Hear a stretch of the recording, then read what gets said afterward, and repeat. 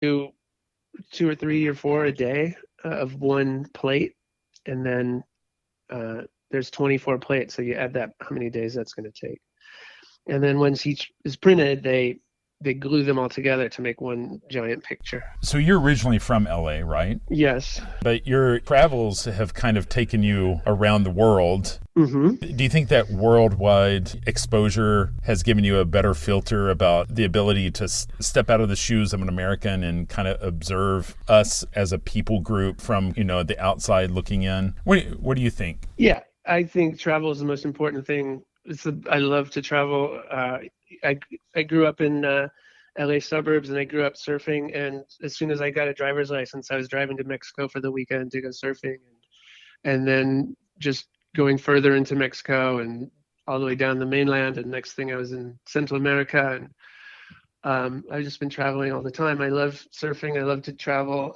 I ended up dropping out of art school after 2 years and tried to do a crazy road trip driving from LA to Rio de Janeiro with a friend of mine. We had an old Jeep, and we made it as far as Central America before it sort of exploded. And we basically took the bus from Belize all through South America to Brazil, and took us 8 months to get there. And I ended up living in Rio de Janeiro for 4 years, working in a surfboard factory. So I loved living in Brazil. I spent a lot of time in Europe and Portugal, and for traveling trips all over. So you don't have any small stories. Like every story is really epic in nature, right? I decided to go to Brazil. I decided to take 8 months to travel to Brazil. That's amazing. Well, I love Latin America. So many Americans say, they're just astonished, like someone like rides their bike across America or drives across America. And you're like, okay, you're driving like Boston to San Francisco. Like, how many Starbucks do you need to see? And I'm like, I tell people, especially people in California, you should drive to Mexico City. It's closer than Chicago, and it's a way more amazing country, and it's cheaper, and the food's better. And every town you stop in, you're going to see something different. And the people are nice. Go south.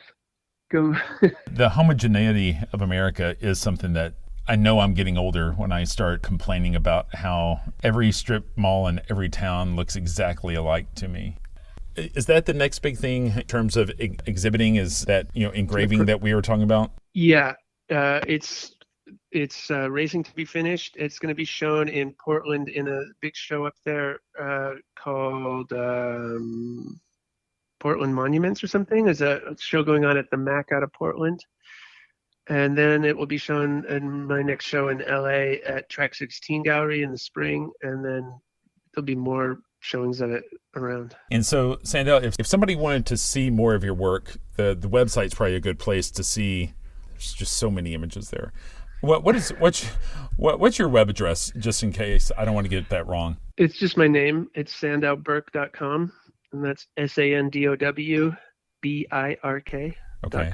Do you have social media or anything for day-to-day that people want to keep an eye on you? Or I try. I'm not that good at it. I do Instagram under my name a little bit.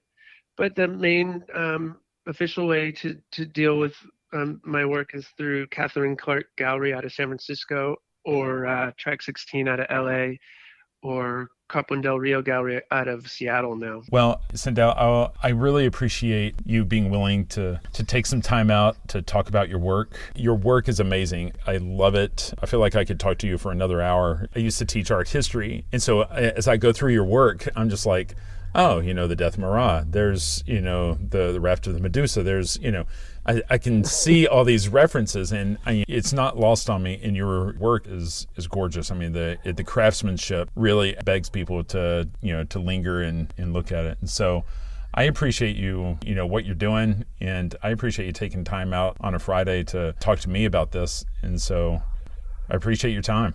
Thank you. It's really nice. I work alone most of the time, and it's really sort of surprising and pleasant to hear that people are out there paying attention. So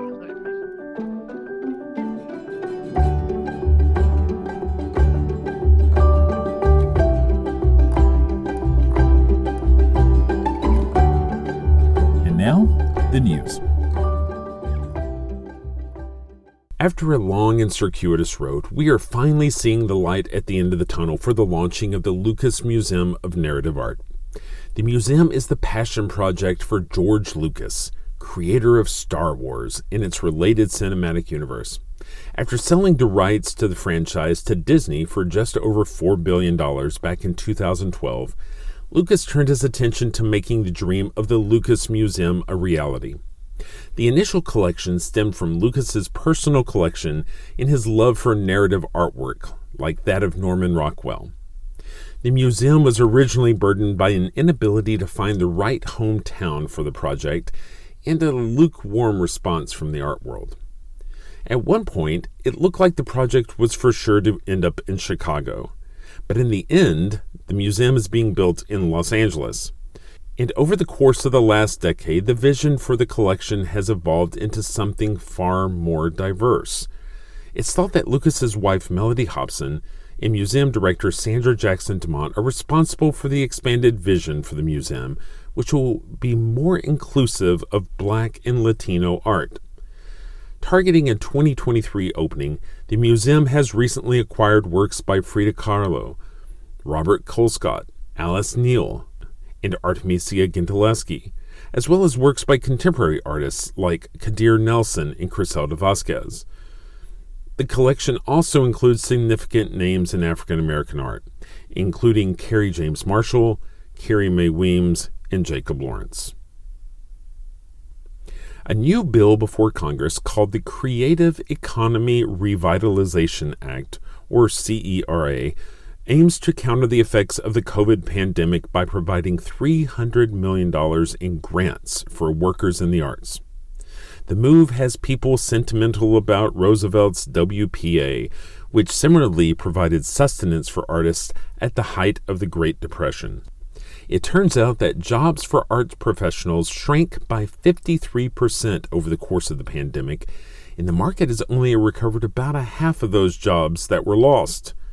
The legislation is backed by a long list of Democrats, as well as a Republican rep, Jay Obernolte of California, who saw his state's film industry especially hard hit. If approved, the grant-making process will be administered by the Department of Labor and the National Endowment for the Arts. After more than 40 years of operation in Los Angeles, Sotheby's will be adding a showroom in Beverly Hills on a street that already claims tenants like Gagosian and Christie's.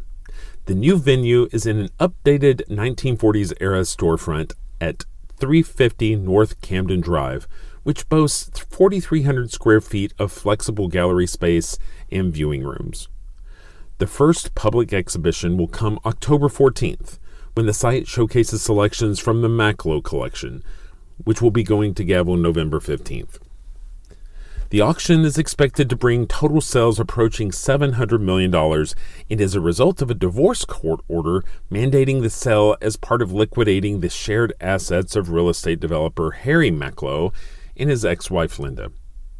In addition to being used for exhibiting and showcasing, the space promises the flexibility to be used for lectures and other programming as well.